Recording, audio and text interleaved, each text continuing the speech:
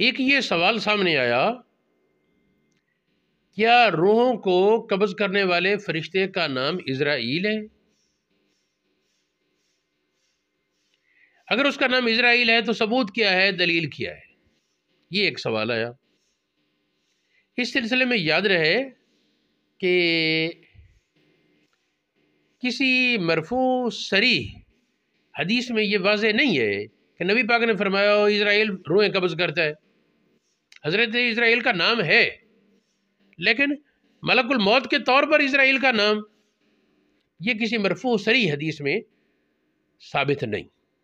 ہاں، اور آثار صحابہ سے ثابت ہے، اور ظاہر بات ہے کہ آثار صحابہ اور تابعین یہ قرآن پاک کی تفسیر میں حجت ہے، تو اس طرح مانا جائے گا کہ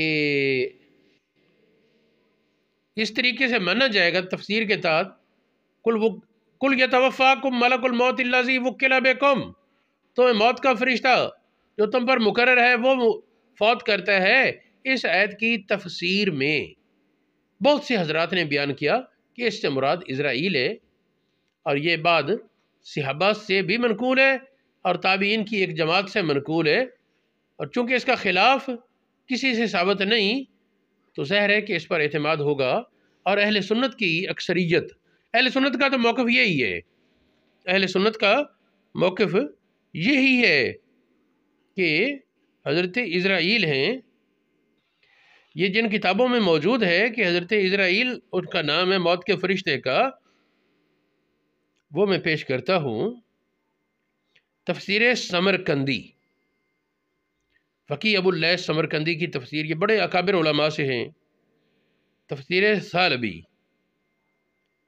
تفسیر سمعانی، معالم السنت تفسیر بغوی، تفسیر کبیر فخر الدین رازی کی، تفسیر خازن، تفسیر قرطبی میں 2 جگہ، تفسیر حداد، تفسیر تیسیر، یہ عمر نصفی جو پرانے علماء سے ہیں جن کی کتاب العقائد کی شرح عقائد ہے، انہوں نے تفسیر لکھی التیسیر، الامتاع، السراج المنیر، تفسیر مظہری، روح المعانی، اور دیگر کتابوں میں یہ بڑی وضاحت سے ہے کہ موت کا مقرر فرشتہ اس کا نام اسرائیل ہے۔